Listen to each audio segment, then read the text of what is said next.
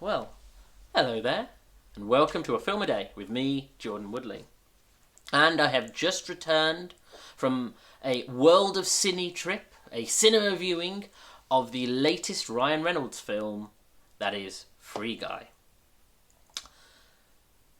It's actually funny because I was recently watching a video myself of, one of the things that was discussed within it was Ryan Reynolds' career. And the fact that, of course, Ryan Reynolds has spent 20 years trying to both be a successful actor, which you can't say he hasn't been from the off, but also, essentially a huge comic book nerd, huge sort of nerd in general, and wanted to delve into sort of the geekdom world. To the point where even things that I'd forgotten he was in, including films like Blade Trinity, which I remember, Green Lantern, of course,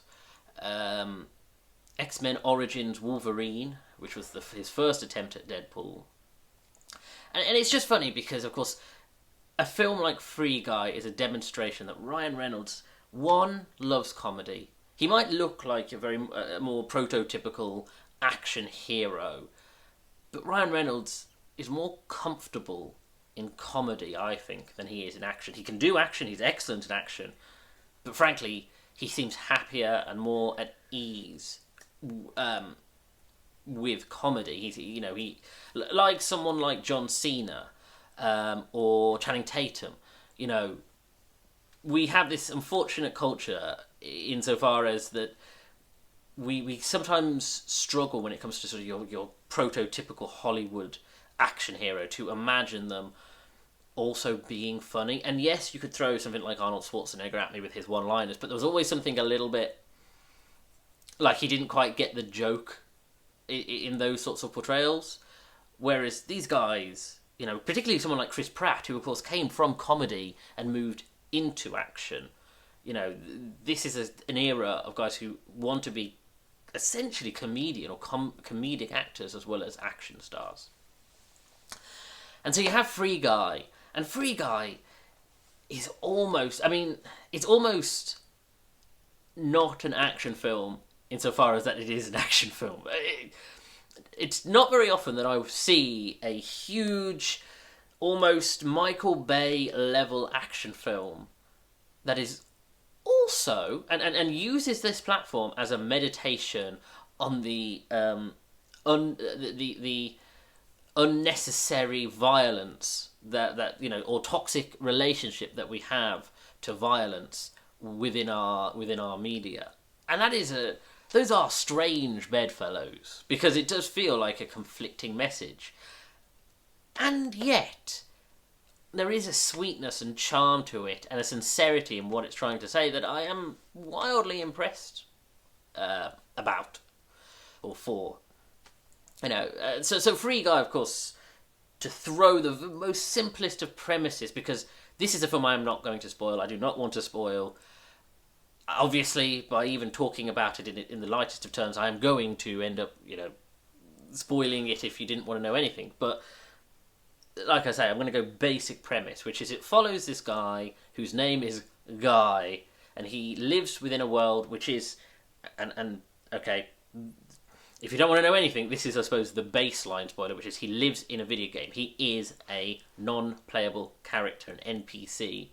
And for him, he lives in a very happy, contented, routine lifestyle until Jodie Comer comes in and shakes his world up. And all of a sudden, he's doing things he never thought he could. There are huge action set pieces around him. He's bouncing around this world like he'd never done before.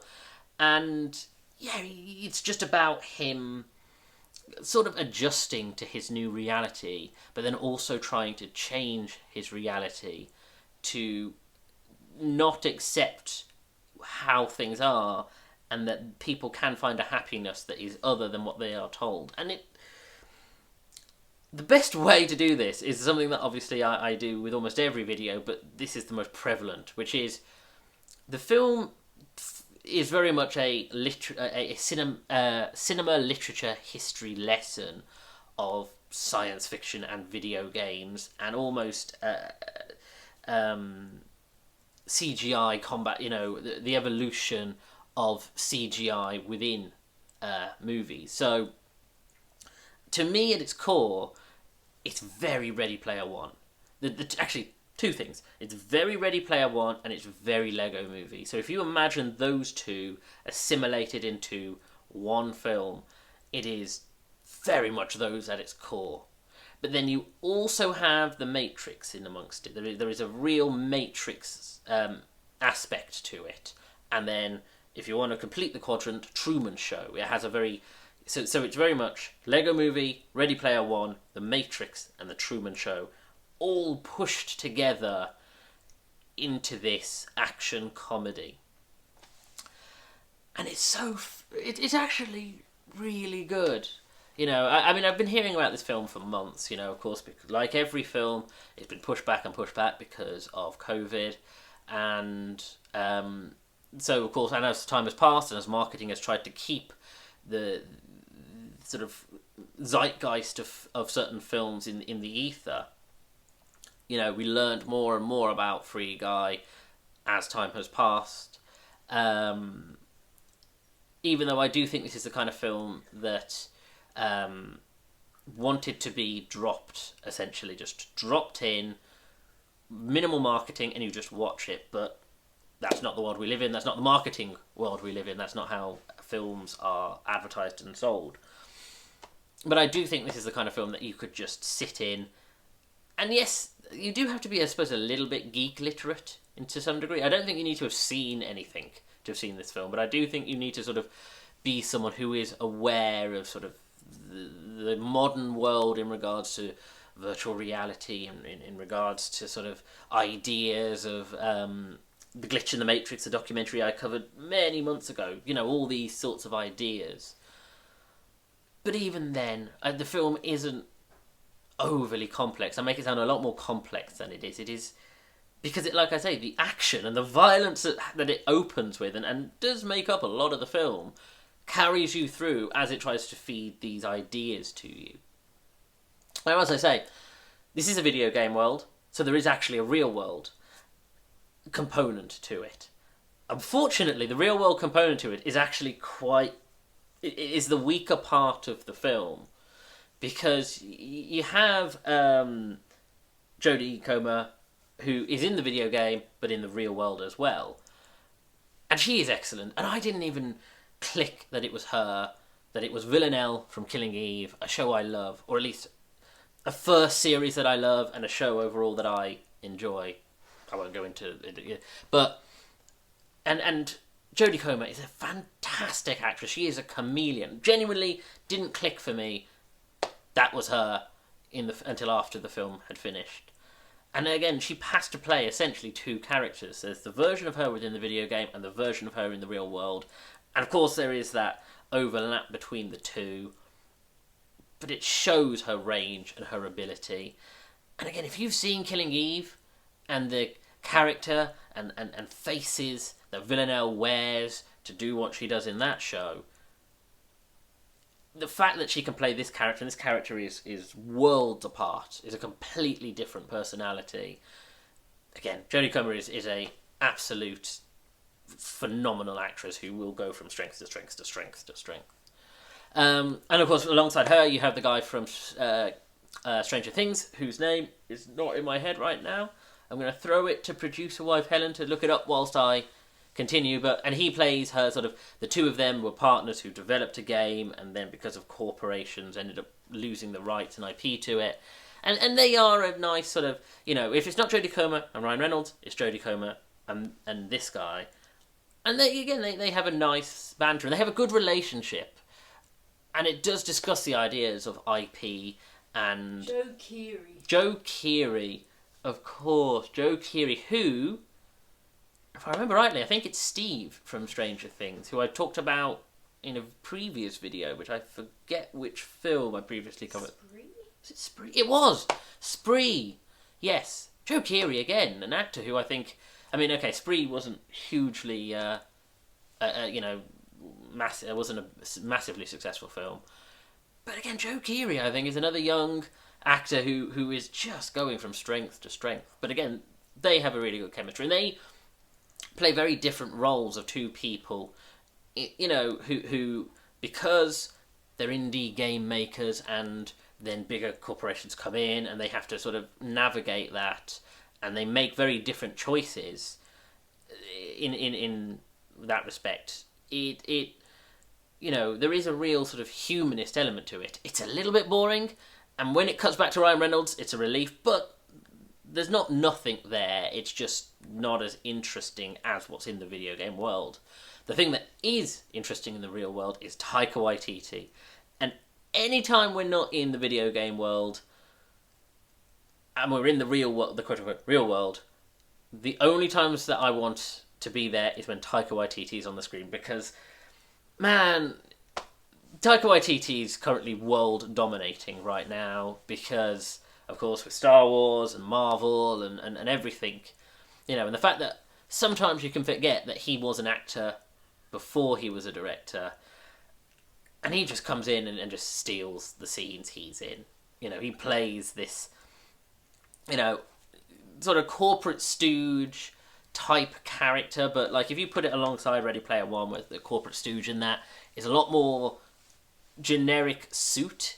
Here, he has so much personality for someone who is supposed to be, money man, only interested in sales, only interested in the bottom line. He just gives it he gives it his all and makes that character appealing insofar as he is appalling. And again, like I said, every moment with him on the screen that isn't in the video game is that's what I want to be seeing. The other one I'm going to throw to you again, producer wife, is the actor who plays the best friend, the security guard. Because again, he is great. He is great in this. Alongside Ryan Reynolds, he doesn't have a huge part, but as sort of the thankless best friend role. And again, someone else who is an NPC. He's called Lil Howry. Lil Rel Howry. That name doesn't ring a bell. I'm sure if I was to look him up, it would click with me what I've seen him in before. Because he's the kind of actor who I've definitely gone, I know him from somewhere, but it didn't. Nothing jumps out at me, and even hearing his name doesn't scream familiarity. But again, he plays a great duo. Again, this is a great film of sort of double act moments, whether it's Jodie Comer and Ryan Reynolds, whether it's Jodie Comer and Joe Keery, whether it's Joe Keery and Taika Waititi, or Taika Waititi and some of the other stooges type characters who work for him, or whether it's Lil Rel and Ryan Reynolds. Again, this film just knows how to play characters off against each other so well. And although this is an original film, and it makes a commentary on being an original film, it's not an IP, it's not a sequel, it is its own story. It knows that it exists in a world where, it is standing on the shoulders of films that existed before. It knows its history and its cine literacy. And of course it is owned by Disney, and it uses that. I mean, in the marketing, of course, Deadpool, you had that trailer that was Deadpool and Krog from... Is it Krog from Thor Ragnarok? Played by Taika Waititi. I can't remember his name. Korg and Deadpool sitting together, doing a commentary as one of the trailers. It very much knows what it is, and it's marketing itself based on it. But it's nowhere near as indulgent as Ready Player One. And Ready Player One isn't a thankless film. It is telling a story, but it absolutely drowns itself in pop culture.